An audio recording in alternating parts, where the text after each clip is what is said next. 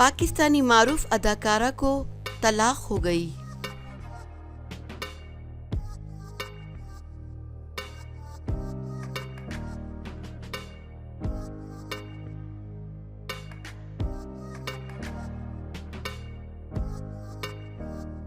Theatre की मारूफ अदाकारा नादिया चौधरी को तलाक हो गई है।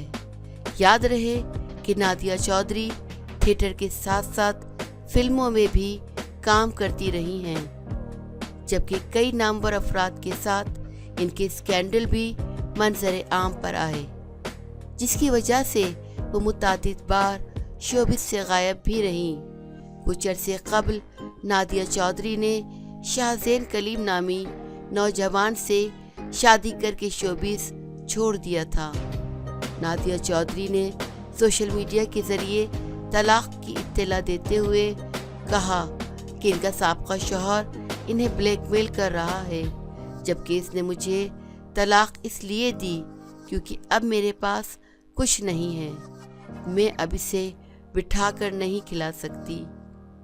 दूसरी तरफ इनके साबका शौहर शाहज़ैन कलीम ने नादिया से कहा कि अपने नाम से मेरा नाम हटा दो। दूसरी तरफ दोनों सोशल मीडिया पर एक दूसरे के बारे में मुख्तलिफ चीज़ें पोस्ट कर रहे हैं।